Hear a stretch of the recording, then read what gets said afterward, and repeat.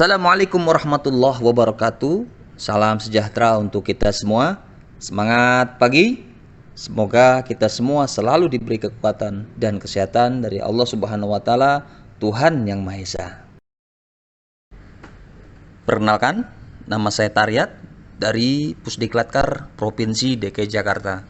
Pada kesempatan ini saya akan sharing kepada Anda tentang materi penyelamatan kecelakaan kendaraan atau yang biasa kita sebut road traffic accident.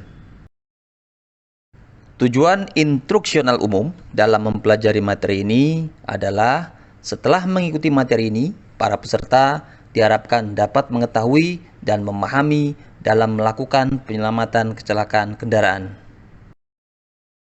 Tujuan instruksional khusus dalam mempelajari materi ini yang pertama, memahami pengertian penyelamatan kecelakaan kendaraan. Yang kedua, memahami anatomi kendaraan. Yang ketiga, memahami standar operasi penyelamatan kecelakaan kendaraan. Yang keempat, memahami prosedur operasional penyelamatan kecelakaan kendaraan. Dan yang kelima, memahami peralatan penyelamatan kecelakaan kendaraan. Pengantar, pemadam kebakaran harus mengerti tentang proses ekstrikasi kendaraan, di mana mereka harus memiliki beberapa kemahiran dalam keterampilan ekstrikasi. Dan sebagian besar pemadam kebakaran terlibat langsung dalam beberapa bagian dari proses ekstrikasi.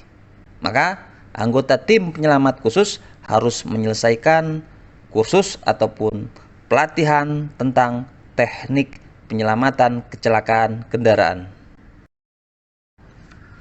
Rekan-rekan, ada 110.000 sampai dengan 116.411 kasus kecelakaan terjadi di Indonesia setiap tahunnya, yang banyak merenggut korban jiwa. Pelatihan ekstrikasi kendaraan harus menjadi prioritas, harus terus-menerus diselenggarakan serta memiliki pedoman dasar penyelamatan kecelakaan kendaraan. Kita sering mendengar kata kecelakaan. Apa itu kecelakaan? Definisi kecelakaan lalu lintas berdasarkan Undang-Undang Nomor 24 Tahun 2009 tentang lalu lintas dan angkutan jalan adalah suatu peristiwa di jalan yang tidak diduga dan tidak disengaja melibatkan kendaraan dengan atau tanpa pengguna jalan lain yang mengakibatkan korban manusia dan atau kerugian harta benda. Rekan-rekan, ada berbagai macam jenis-jenis kecelakaan di jalan, antara lain kecelakaan tunggal, kecelakaan tabrakan depan dengan depan, kecelakaan tabrakan depan dengan belakang, kecelakaan tabrakan depan dengan samping, kecelakaan tabrakan samping dengan samping, kecelakaan tabrakan beruntun, kecelakaan menabrak manusia, kecelakaan menabrak hewan. Dari jenis-jenis kecelakaan di jalan, bisa kita dapatkan 4 posisi umum kendaraan pasca kecelakaan yang dapat ditemui di lokasi kecelakaan. Pertama, posisi kendaraan bertumpu pada 4 roda atau dalam posisi normal. Kedua, posisi kendaraan bertumpu pada sisinya. Ketiga, posisi kendaraan terbalik bertumpu pada atapnya. Dan keempat, posisi kendaraan bertumpu di atas atap kendaraan atau objek lainnya. Rekan-rekan, ada 4 faktor yang mempengaruhi kecelakaan. Pertama, faktor kelalaian pengguna jalan. Contohnya, mengendarai mobil melebihi batasan maksimal atau 8 jam lebih, atau ugal-ugalan dan dipengaruhi minuman beralkohol. Kedua, faktor kendaraan. Contohnya, kurang pemeliharaan dan perawatan kendaraan sehingga ada bagian kendaraan yang kurang berfungsi dengan baik. Ketiga, faktor jalan. Contohnya, melintas pada jalan yang berlubang atau rusak di mana tidak terdapat rambu peringatan atau faktor geometri jalan. Keempat, faktor alam. Contohnya, pada saat cuaca hujan lebat atau situasi berkabut tebal sehingga jarak pandang terbatas, bila tidak terkendali mengendari kendaraan, maka fatal akibatnya. Rekan-rekan, setelah kita memahami tentang kecelakaan, tentunya penyelamat harus memahami tentang penyelamatan kecelakaan kendaraan. Definisi penyelamatan kecelakaan kendaraan adalah proses memindahkan korban yang terjebak dalam kendaraan dengan menggunakan peralatan yang memadai. Pada terminologi penyelamatan kecelakaan kendaraan, ada dua macam istilah yang digunakan untuk teknik penyelamatan kecelakaan kendaraan, yaitu extrication atau pelepasan, atau yang biasa kita sebut dengan ekstrikasi. Adalah teknik mengeluarkan korban yang terperangkap dari dalam kendaraan. Kemudian disentanglement atau penguraian adalah teknik spreading, cutting, atau pemindahan kendaraan dan atau mesin dari korban yang terperangkap. Sebelum Anda terlibat dalam penyelamatan kecelakaan kendaraan, ada yang Anda harus ketahui sehingga Anda mampu melaksanakan misi operasi tersebut. Pertama, rescue. Keterampilan penyelamat diukur dari seberapa banyaknya Anda mengikuti pelatihan dan pembekalan terhadap penguasaan materi-materi rescue yang merupakan akses di mana Anda bisa terampil dalam menghadapi situasi-situasi rescue. Kedua, kendaraan. Wajib seorang penyelamat harus memahami anatomi kendaraan dan jenis kendaraan. Ketiga, tingkat kecelakaan. Berdasarkan penggolongan korban kecelakaan, penyelamat harus memahami kecelakaan ringan, kecelakaan sedang, dan kecelakaan berat. Keempat, tingkat cedera. Memahami cedera ringan, cedera berat, cedera jaringan lunak, cedera jaringan keras, dan dislokasi. Kelima, situasi dan kondisi. Dapat membaca apakah di area tersebut terdapat kerumunan atau potensi bahaya. Keenam, korban, yaitu penyelamat dapat melakukan penilaian awal kondisi korban dan mampu memberikan penanganan medis darurat. Ketujuh, peralatan. Sedapat mungkin penyelamat menguasai tentang penggunaan dan pengoperasian peralatan penyelamat. Jenis-jenis kendaraan yang digunakan di Indonesia. Kendaraan konvensional. Sebagian besar kendaraan di jalan menggunakan mesin pembakaran dalam. Bahan bakarnya bensin atau solar. Bahaya-bahaya pada kendaraan konvensional terdiri dari antara lain kebocoran pada bahan bakar, hubungan arus pendek, dan kebocoran asam baterai. Kendaraan bertenaga alternatif didukung bahan bakar CNG atau propana. Silinder biasanya di bagasi dan bus kota serta kendaraan armada lainnya diidentifikasi oleh stiker CNG. Setelah tabrakan, silinder atau saluran bahan bakar bisa rusak. CNG bisa lolos dan ancaman atau blip berupa ledakan. Kendaraan bertenaga listrik. Motor listrik ditenagai oleh baterai, berisi sejumlah besar baterai, dan bahaya-bahaya yang ada pada kendaraan bertenaga listrik antara lain sejumlah besar energi yang tersimpan dalam baterai, potensi korsleting listrik, kebocoran dari baterai yang rusak, dan tegangan lebih tinggi dari aki mobil 12 volt. Kendaraan hibrida. Rekan-rekan, saat ini dunia otomotif Indonesia telah mengalami kemajuan memproduksi kendaraan hibrida, di mana kendaraan jenis ini sudah digunakan oleh konsumen Indonesia.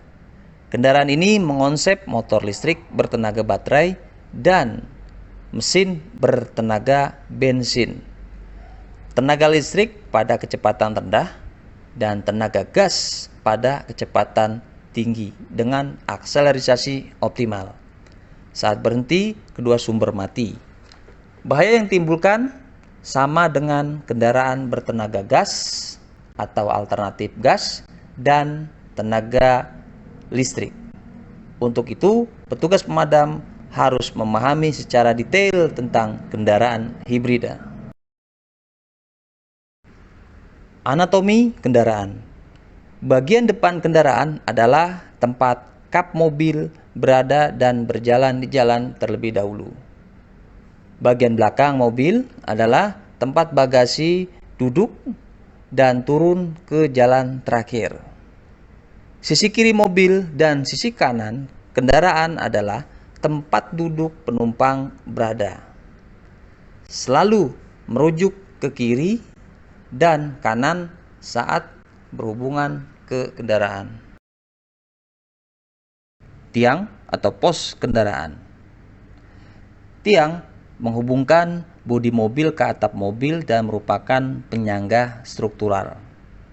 Tiang atau pos kendaraan ini terbagi menjadi beberapa bagian pada kendaraan. Tiang A terletak paling dekat dengan bagian depan kendaraan. Tiang B terletak di antara pintu depan dan belakang dan merupakan penopang bagian tengah dan samping dari atap dengan konstruksi yang kuat dan keras. Tiang C terletak di belakang pintu belakang. Dan pada sebagian beberapa kendaraan, tiang atau pos ada sampai dengan pos D, yaitu berada atau terletak di belakang pintu belakang. Sekat atau bulkhead membagi ruang mesin dari ruang penumpang, kompartemen penumpang termasuk kursi depan dan belakang, dan kadang-kadang disebut sangkar penghuni atau kompartemen penghuni. Rangka platform atau sasis.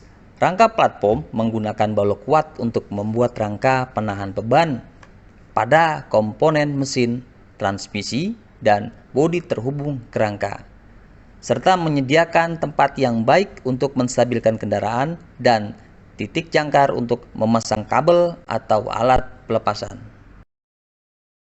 Konstruksi bodi kendaraan. Konstruksi bodi kendaraan terdiri dari 3 jenis. Yang pertama, konstruksi leather frame.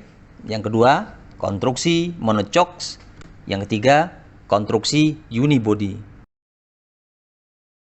Konstruksi composite atau terpisah atau biasa disebut juga leather frame, yaitu konstruksi ini biasanya digunakan pada kendaraan sedan lama, kendaraan penumpang, dan mobil angkutan barang seperti truk, bus, pick-up, dan sebagainya. Konstruksi monocoque atau menyatu, yaitu konstruksi ini digunakan pada mobil sedan dan MPV atau multi-purpose vehicle. Konstruksi frame unibody digunakan di sebagian besar mobil modern, menggabungkan rangka dan bodi kendaraan menjadi komponen tunggal atau frame leather dengan monocoque, memungkinkan produsen untuk mengembangkan kendaraan dengan bobot yang lebih ringan. Ingatlah bahwa kendaraan unibody tidak memiliki rel rangka yang terdapat pada kendaraan rangka platform. Kaca. Kaca kendaraan terdiri dari 2 jenis, yaitu 1. Laminated safety glass adalah kaca yang digunakan pada kaca depan atau windshield kendaraan yang terdiri dari 2 sampai dengan 3 lapis. Berfungsi menjaga keamanan di dalam mobil jika kaca terkena benturan batu atau benda tajam lainnya.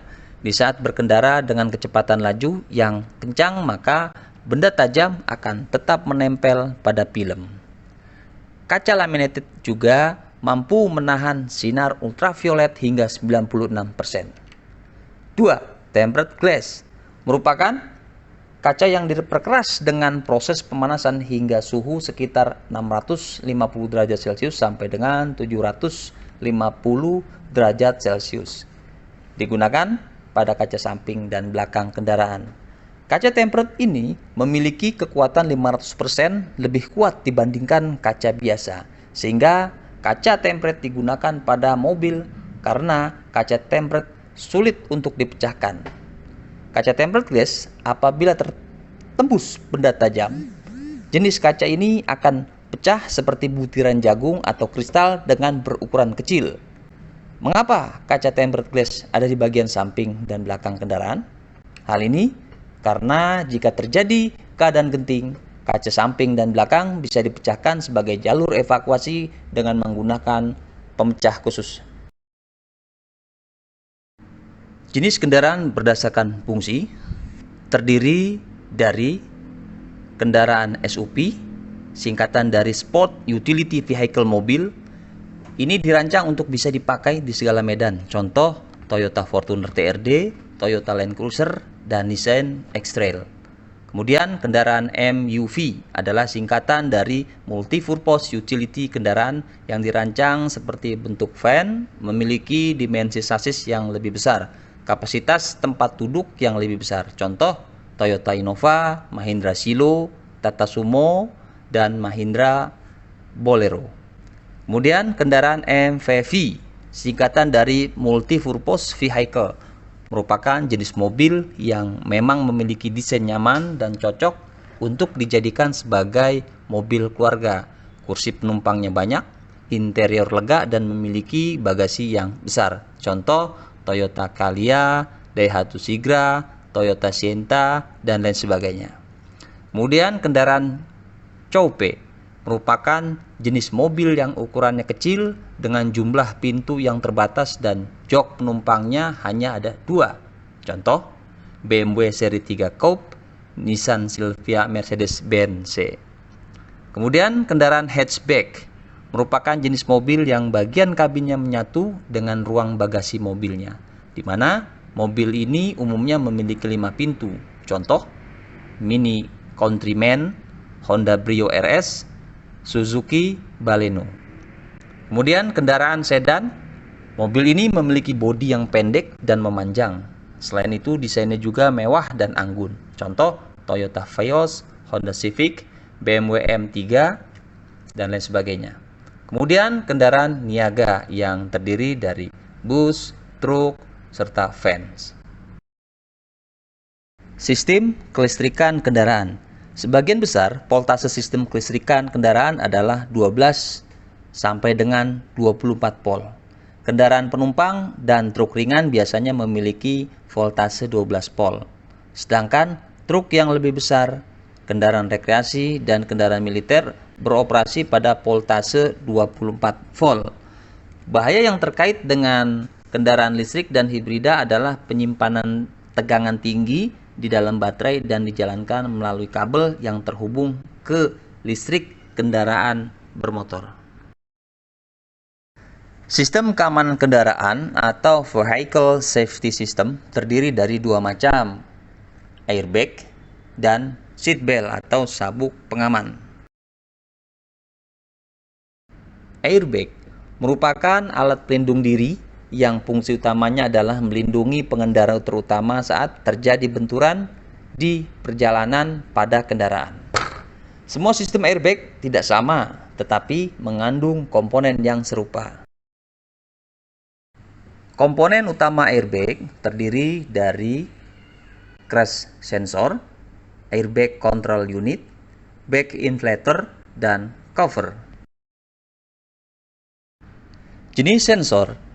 Sensor airbag terdiri dari 2 jenis, yaitu ball and magnet dan spring and roller. Sensor airbag terletak pada 2 bagian. Bagian depan yang terletak di sekitar headlamp atau pada sasis bawah kap mesin, dan bagian tengah yang letaknya di dalam kabin atau tepatnya di bawah lantai. Airbag depan tidak mengembang jika kendaraan terlibat kecelakaan dari samping, belakang, atau terlibat tabrakan keras pada kecepatan rendah. Back inflator berfungsi sebagai aktuator yang akan mengembang apabila airbag modul mendeteksi getaran yang kuat akibat adanya tabrakan atau kecelakaan. Back inflator terbuat dari kain nilon tipis yang dilipat ke pintu roda kemudi atau dashboard atau kursi atau pintu. Back inflator dilengkapi dengan zat tepung jagung atau bedak talkum yang digunakan untuk mencegah airbag lengket atau lembab ketika masih dalam kondisi terlipat. Sangat berbahaya bila airbag lengket ketika ada kecelakaan. Cara kerja airbag. Airbag dirancang untuk mengembang dalam benturan frontal pada kecepatan 16 sampai dengan 24 km per jam. Setelah tabrakan, sensor mengirimkan arus listrik ke sistem penyala atau pemantik. Arus listrik memanaskan filamen atau kawat pemantik, membakar bahan kimia yang terdapat di tabung inflator, yang pada gilirannya bahan kimia berubah jadi gas. Gas mengembang dengan cepat dan dengan demikian terjadi inflasi airbag yang menembus penutup plastik di roda kemudi. Seluruh proses memakan waktu sekitar 0,1 detik dalam mengembang.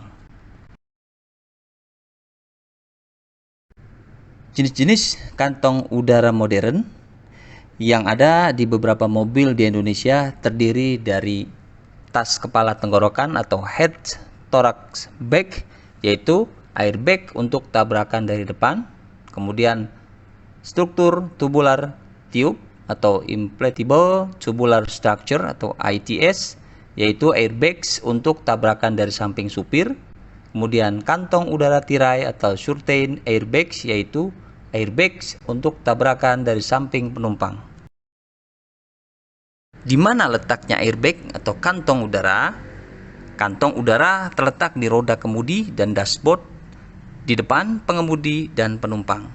Kantong udara samping yang utuh mungkin terletak di pintu atau kursi. Kantong udara harus dikerahkan dan dikempiskan pada saat Anda tiba.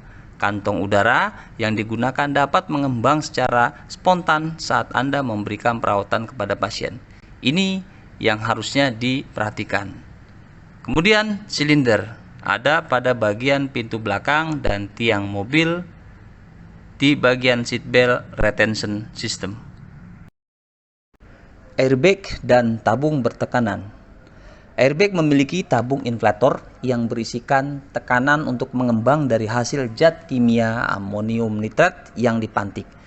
Reaksi amonium nitrat bila terdapat kandungan air yang diserap, volume bahan tersebut akan bertambah dan menghasilkan volume ledakan pada fase padat ke gas. Alhasil, volume tabung inflator dan kantung udara tidak cukup untuk menampung ledakan tersebut hingga tabung inflator pecah menjadi serpian logam yang dapat membahayakan petugas penyelamat dan pasien. Kenali posisi airbag dan tabung bertekanan. Berhati-hati terhadap airbag. Ikat atau tutup tempat airbag keluar. Jaga jarak dengan airbag 30 cm driver airbag, 90 cm passenger airbag, 60 cm airbag untuk penumpang belakang. Seatbelt atau sabuk pengaman adalah sebuah alat yang dirancang untuk menahan seorang penumpang mobil atau kendaraan lainnya agar tetap di tempat apabila terjadi tabrakan atau yang lebih lazim terjadi bila kendaraan itu berhenti mendadak. Pada tahap penyelamatan buat akses ke korban, lakukan pemotongan sabuk pengaman segera. Lepaskan pretensioner dengan melepas bakel sabuk atau tarik. Tambahkan 5-15 cm kekencangannya agar sabuk kendor dan korban dapat distabilkan. Ingat, diperlukan peralatan yang memadai untuk memotong. Diperlukan alat pelindung airbag dan alat pemotong sabuk pengaman, dan perhatikan keadaan korban. Standar operasi penyelamatan kecelakaan kendaraan secara sistematis tertuang dalam NFPA 1006, 1670, dan 472 secara umum mengatur kualifikasi profesional penyelamatan teknis. Standar operasi penyelamatan sistematis berdasarkan NFPA 1006, 1670, dan 472 antara lain: yang pertama, size up atau penilaian situasi, mendapatkan gambaran umum tentang lingkungan dan pasien, keselamatan lalu lintas, koordinasi medis, dan penyelamat. Kedua, keamanan, keselamatan menstabilkan bahaya dari benda tajam, atau kaca, atau manajemen kantung udara dan pengendalian terhadap sumber bahaya lainnya. Ketiga, stabilkan kendaraan.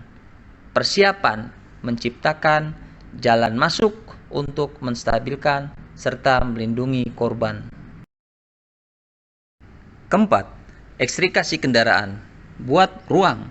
Gunakan peralatan bertenaga listrik untuk membuat ruang untuk papan tulang belakang. Mulai proses ekstrikasi, potong pintu, atap, dan bagian lainnya bila diperlukan. Kelima, pindahkan korban.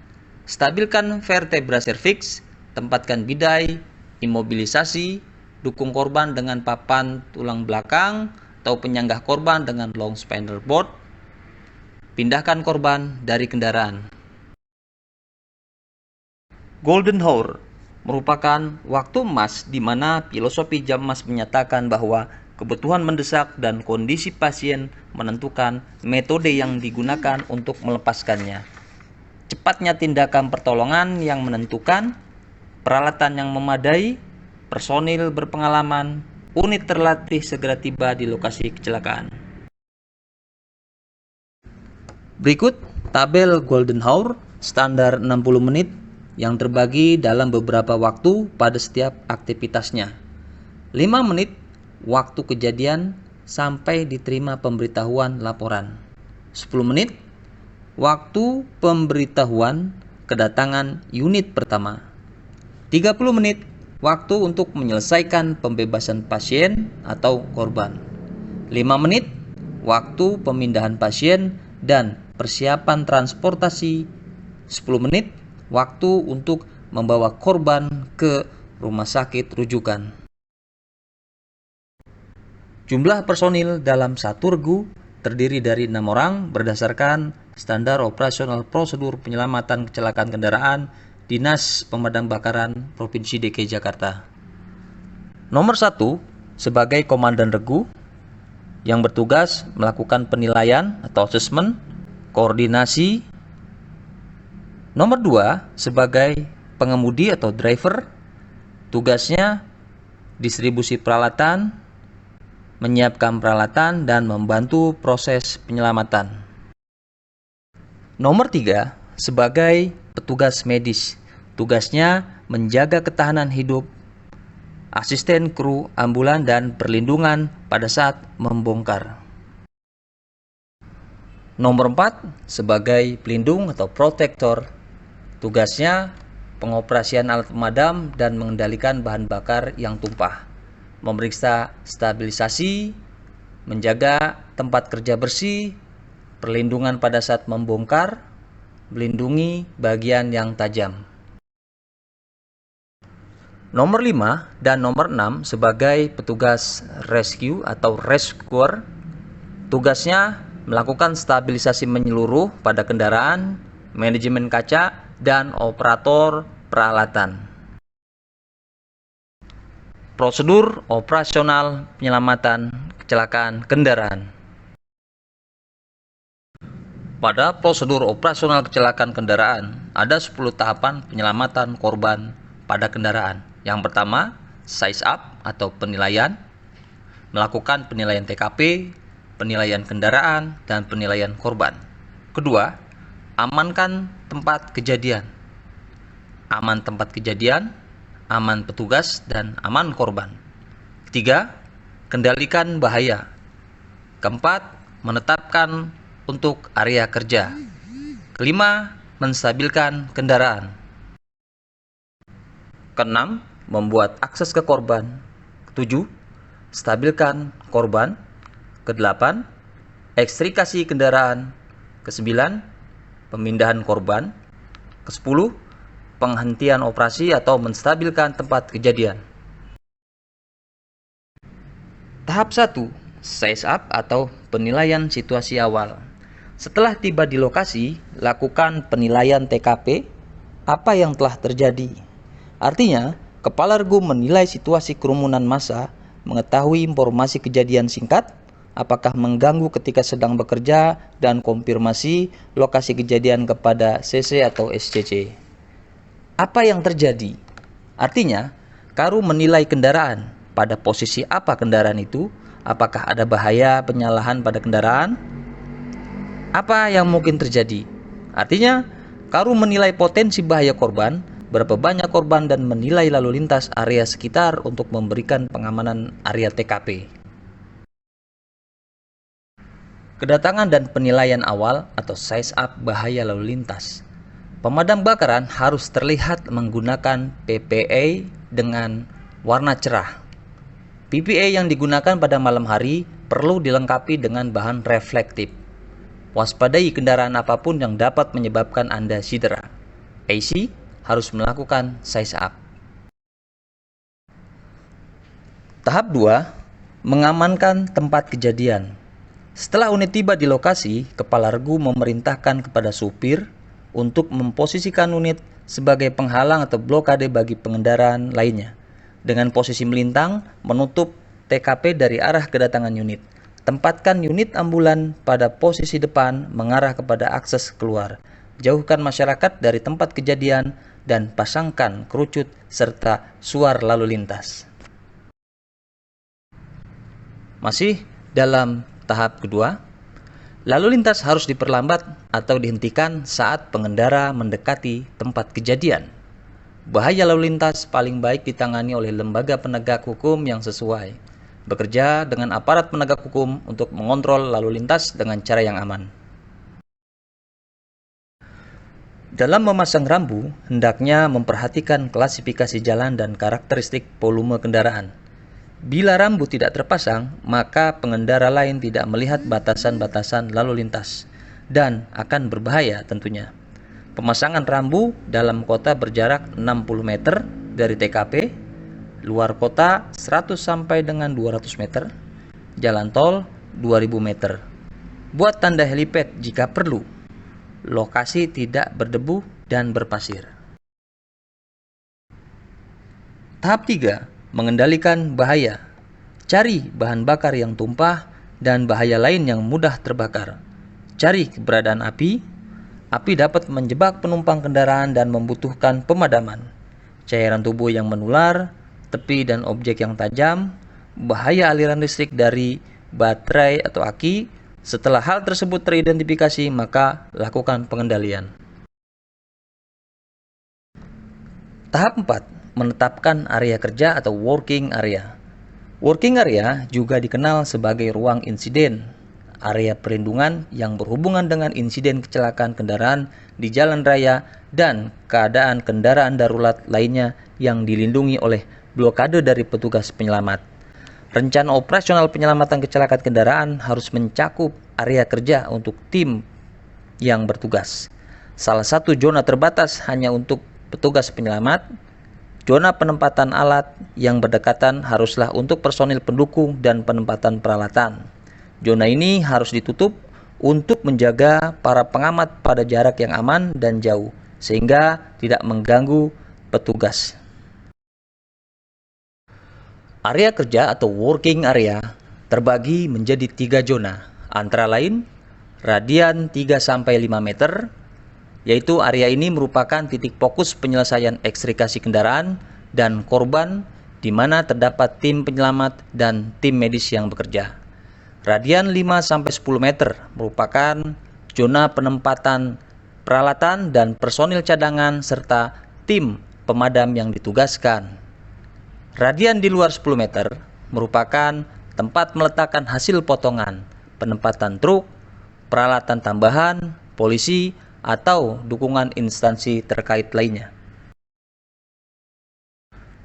Pada gambar di slide ini merupakan proses gambaran pembuatan working area yang dilakukan oleh anggota yang berperan membuat working area. Tahap 5, stabilisasi kendaraan adalah suatu proses menghentikan kendaraan dari gerakan atau guncangan pada saat melakukan penyelamatan pada kendaraan untuk mencegah lebih lanjut cedera pada korban dan melindungi penyelamat. Dalam melakukan penyelamatan, hal utama pada saat ekstrikasi kendaraan adalah tidak boleh membuat banyak guncangan dan membuat situasi aman tanpa gerakan. Umumnya, untuk membuat stabilisasi kendaraan, digunakanlah alat kribbing atau perangkat penopang. untuk mengendalikan kendaraan agar stabil dengan metode matikan mesin, diganjal, dikempeskan bannya, diikat, dan disanggah. Tindakan yang harus diperhatikan. Tujuan stabilisasi adalah membuat situasi kendaraan aman tanpa ada gerakan. Untuk itu, kenyamanan dan keselamatan dalam melaksanakan penyelamatan yang diutamakan dan tidak boleh membuat banyak guncangan pada kendaraan. Berikut ini teknik stabilisasi kendaraan pada 4 posisi kendaraan. Yang pertama, menstabilkan kendaraan dalam posisi normal. Yang harus diketahui, mengganjal roda kendaraan dan menahan struktur kendaraan dari guncangan. Jangan mengandalkan sistem mekanis. Kedua, menstabilkan kendaraan pada posisi miring. Memiliki pusat gravitasi yang sangat tinggi dan alas yang relatif sempit yang akan menyebabkannya mudah terguling.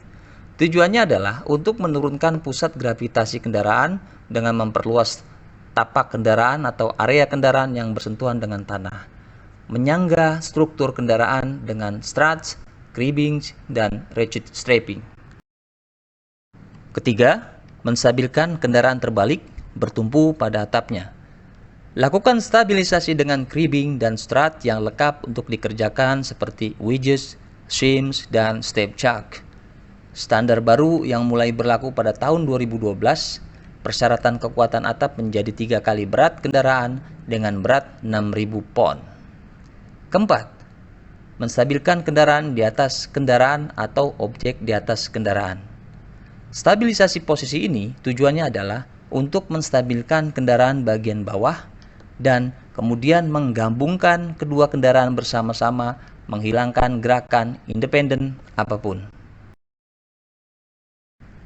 Berikut dalam slide ini adalah contoh gambar teknik menstabilkan kendaraan dalam 4 posisi kendaraan, di mana rescuer sedang melakukan teknik menstabilkan kendaraan. Tahap 6. Buat akses ke korban. Setelah menstabilkan kendaraan, penyelamat harus mendapatkan akses ke interiornya untuk melepaskan setiap korban. Teknik pelepasan yang digunakan penyelamat akan bervariasi tergantung pada sejumlah faktor, namun tidak terbatas pada posisi kendaraan dan lokasi korban. Ketika insiden kendaraan membuat penumpang terjebak di kendaraan mereka, penyelamat harus mengidentifikasi akses korban yang sesuai dan titik keluar kendaraan. Operasi ini merupakan bagian dari pelepasan kendaraan penumpang dan akan memerlukan tingkat koordinasi antara personil penyelamat, peralatan dan perlengkapan, serta korban. Penolong harus mensurvei kendaraan di mana korban terjebak untuk menentukan cara terbaik untuk mendapatkan akses ini. Mungkin berarti memutuskan antara beberapa tindakan yang mungkin, antara lain melepas satu atau beberapa pintu, melepas atau menembus atap, masuk atau keluar melalui palka belakang. Masih dalam tahapan buat akses ke korban. Cara termudah bagi penyelamat untuk mengakses kendaraan penumpang adalah dengan menggunakan titik masuk yang ada. Poin-poin ini meliputi melalui pintu yang beroperasi secara normal, melalui jendela, dengan memotong bagian bodi kendaraan seperti atap dan panel lantai. Masih dalam tahapan buat akses ke korban. Situasi spesifik akan menentukan apakah penyelamat perlu melepas atau hanya membuka pintu. Periksa pintu bila tidak terkunci, operasikan gagang pintu, tahan dalam posisi terbuka. Bila menemukan pintu yang macet atau terkunci, tim penyelamat harus memaksa pintu yang macet terbuka. Pilih pintu yang tidak akan membahayakan keselamatan korban. Gunakan perkakas tangan atau dengan peralatan bertenaga seperti spreader hidraulik untuk menekuk lembaran logam menjauh dari tepi pintu. Pecahkan kaca tempered. Pertimbangkan untuk memecahkan jendela jika kondisi korban serius dan pintu tidak dapat dibuka. jangan mencoba mendobrak dan masuk melalui kaca depan, karena tempered glass terbuat dari kaca-kaca yang dilaminasi, sulit untuk dipatahkan. Berikut masih lanjutan pecahkan kaca tempered. Posisi pada kaca jendela samping dan belakang merupakan jenis kaca tempered. Hancurkan jendela dari korban dengan menggunakan alat pemecah kaca atau center punch. Keluarkan serpian kaca untuk menghindari cedera pada penolong. Bidik sudut rendah jika menggunakan sesuatu selain pukulan pegas atau center punch atau alat pemecah kaca. Saat jendela pecah dan kaca terlepas, coba buka kunci pintu.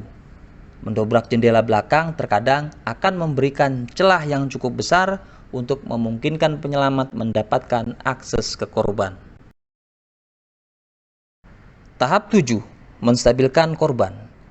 Stabilkan korban setelah Anda mendapatkan akses yang aman.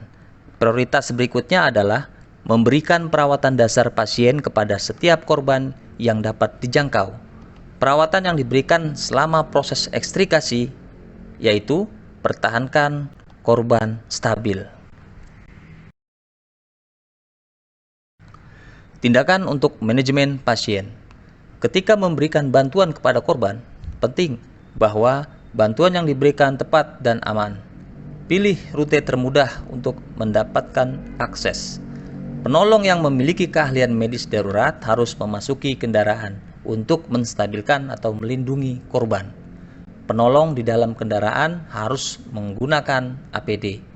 Perawatan dapat dilakukan bersamaan dengan persiapan untuk dikeluarkan dari kendaraan. Masih lanjutan tindakan untuk manajemen pasien. Petugas penyelamat harus memahami perannya sebagai penyedia perawatan trauma.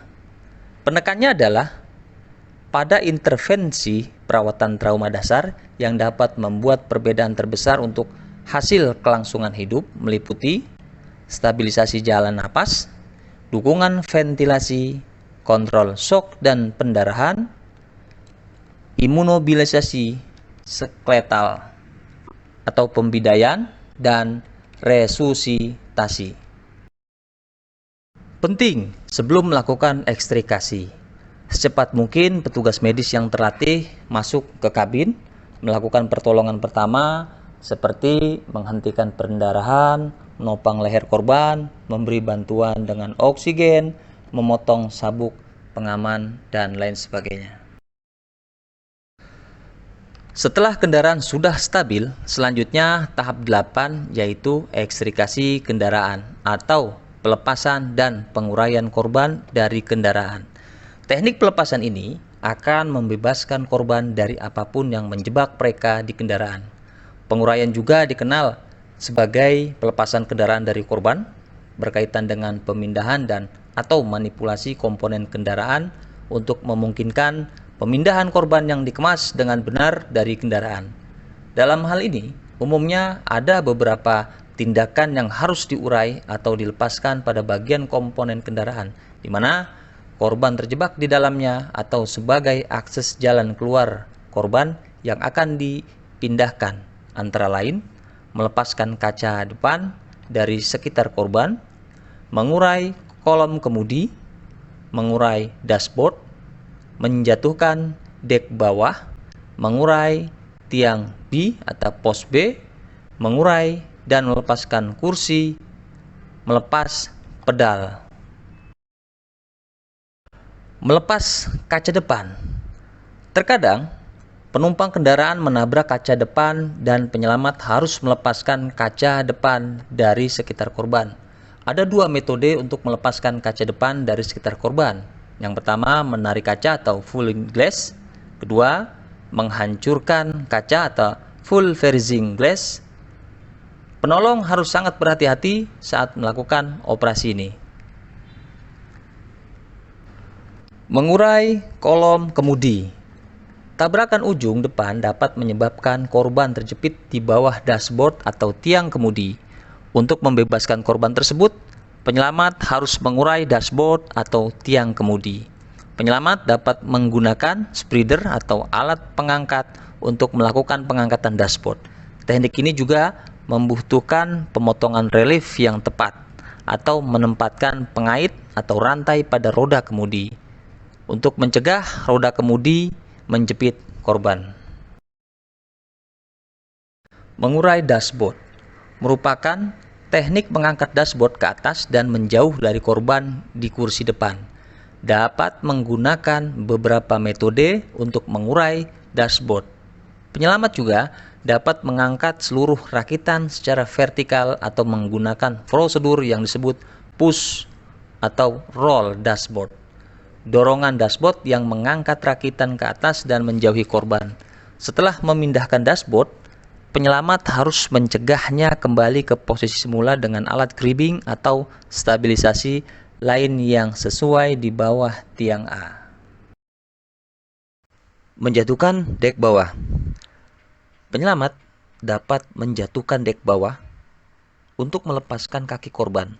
Metode ini sangat efektif dalam insiden yang melibatkan tabrakan dari depan dan samping. Penyelamat membuat potongan di tiang A bawah dan panel fender depan untuk memungkinkan mereka menurunkan dek bawah. Mengurai pos B atau tiang B. Teknik ini dilakukan penyelamat untuk mengurangi intrusi dan mengurai sisi yang terkena dampak dari luar karena kerusakan akibat benturan samping yang membuat cedera korban lebih parah. Membuat bukaan yang lebih besar di sisi kendaraan yang dapat digunakan untuk perawatan korban atau pelepasan segera sebagaimana mestinya. Mengurai dan melepas kursi. Kursi pengemudi dan kursi penumpang depan biasanya dapat disesuaikan. Metode penyetelan bervariasi dari sistem mekanis sederhana sampai elektrik modern. Kursi di beberapa mobil baru juga mengandung airbag samping. Jika kendaraan tidak memiliki front impact dan kini bolster airbag, maka pada saat tabrakan depan, kaki pengemudi atau korban dapat masuk ke bawah dashboard, terjepit di bawah dashboard dan tersangkut di roda kemudi atau pedal rem. Potong dudukan kursi pada titik pemasangan ketrek dengan pemotong hidrolik atau dapat mendorong kursi dengan spreader hidrolik dengan penahan tiang A. Melepas pedal. Pedal biasanya menjepit kaki pengemudi dalam kecelakaan kendaraan. Untuk membebaskan korban yang terjebak, penyelamat harus melepaskan pedal dari kaki korban atau melepaskan pedal sepenuhnya. Setelah penyelamat mendapatkan akses ke area pedal, baik melalui bukaan pintu atau setelah panel dashboard atau dek bawah dijatuhkan.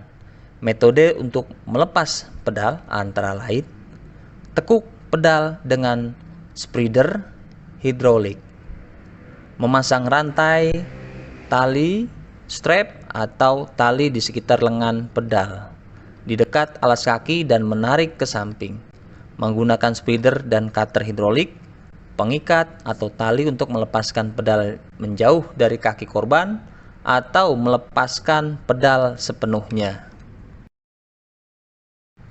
Setelah korban berhasil diekstrikasi dari kendaraan, selanjutnya masuk tahapan ke-9, yaitu pemindahan pasien. Serangkaian tindakan pada tahap ini adalah melakukan penanganan medis darurat di kendaraan dengan melakukan penilaian primer lengkap setelah korban bebas, antara lain pertahankan dan kontrol tulang belakang, tinjau mekanisme cedera, mengobati cedera, imobilisasi tulang belakang dengan menggunakan Kendrick Extrication Device atau KED dan Long Spinal Board atau LSB, atau juga bisa dengan Short Spinal Board dan perangkat lainnya.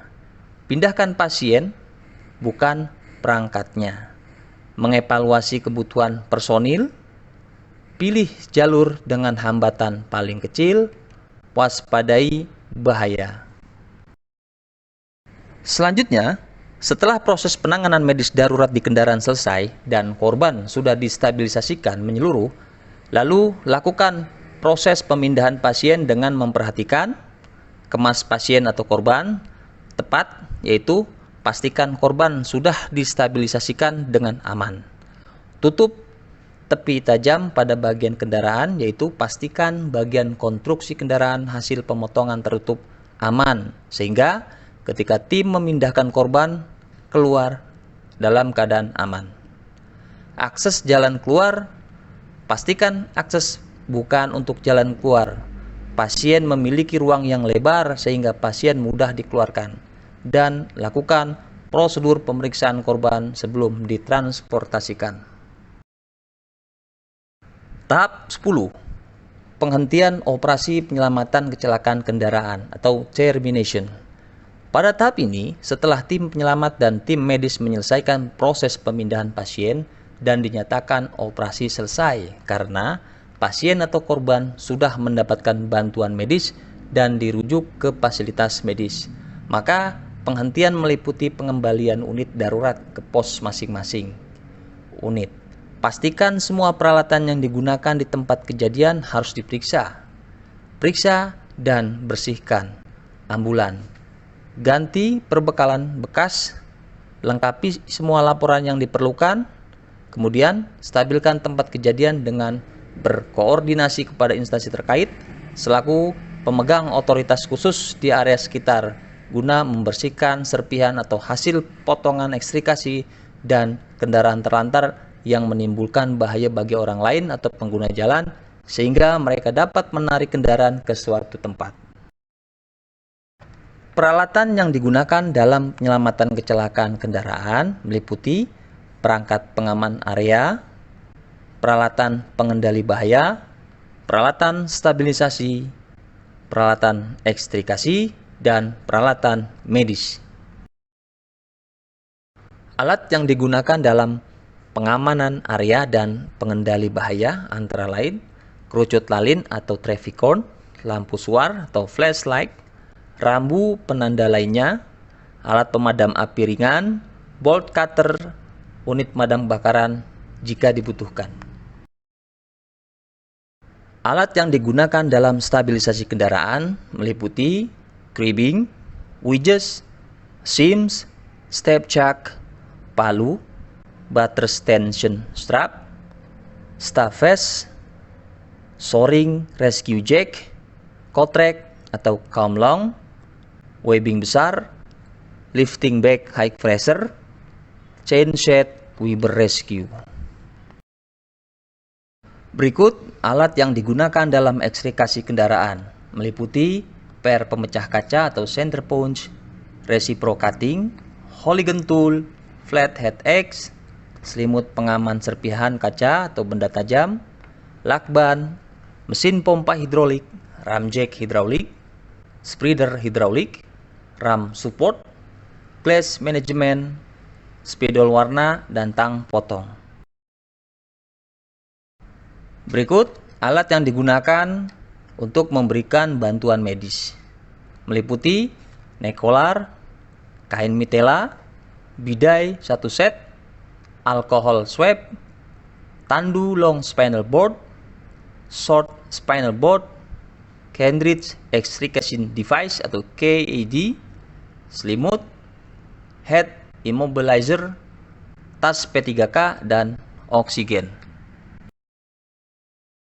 Dalam slide ini merupakan contoh gambar dari jenis-jenis peralatan penyelamatan kecelakaan kendaraan yang digunakan dan tersedia dalam unit rescue.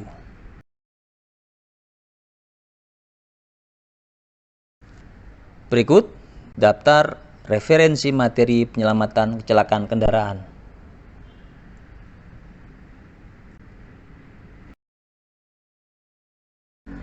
Demikian penjelasan materi penyelamatan kecelakaan kendaraan. Semoga bermanfaat. Terima kasih atas perhatiannya. Kurang lebihnya mohon maaf. Sekian. Wassalamualaikum warahmatullahi wabarakatuh. Salam Damkar, Damkar, Damkar Jaya.